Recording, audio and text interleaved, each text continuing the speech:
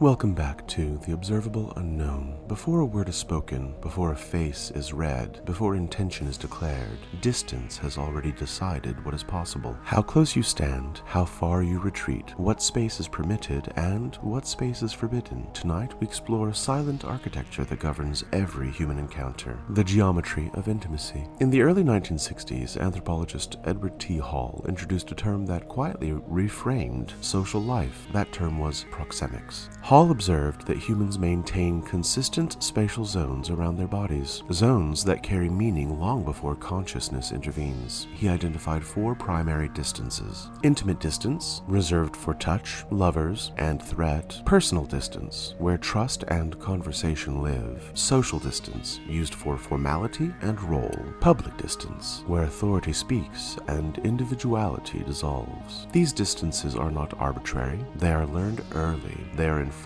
reflexively, and they are defended with surprising ferocity. The observable unknown here is that space itself communicates. Before you hear someone, your nervous system measures how near they're allowed to be. Modern neuroscience has confirmed Hall's intuition. Research in the early 2000s by Michael Graziano at Princeton University demonstrated that the brain maintains a peripersonal space map, a constantly updated buffer surrounding the body. Neurons in the parietal and premotor cortices respond selectively when objects or people enter this near-body zone. This map is not visual alone, it integrates sight, sound, and touch expectation. When someone steps too close, the brain does not reason, it reacts. Threat detection activates, muscle tone shifts, attention narrows. Personal space, in this sense, is not social etiquette, it is neural infrastructure. While the capacity for proxemics is biological, its expression is cultural. Cross-cultural studies throughout the 1970s and 1980s showed striking variation. In Mediterranean and Latin cultures,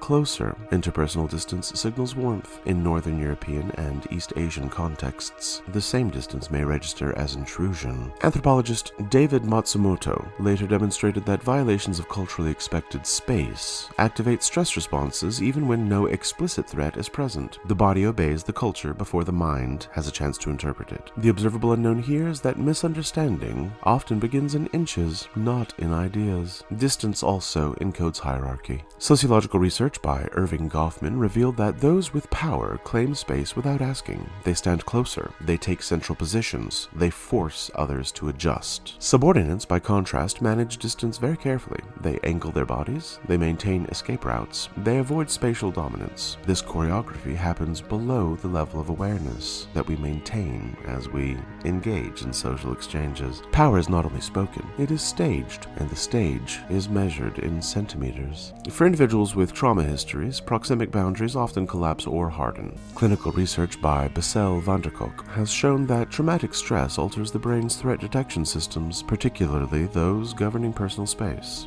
Some survivors become hypersensitive to closeness, others lose their ability to feel when boundaries have been crossed. In both cases, the spatial map is distorted. Healing, then, is not merely cognitive, it is spatial re-education, learning where the body ends and where the world begins. Rituals understand proxemics intuitively. Religious architecture spaces bodies deliberately. Circles foster equality. Rows enforce hierarchy. Altars demand distance. Social neuroscientist Pascal Boyer has argued that ritual effectiveness depends on managing attention, proximity, and synchrony simultaneously.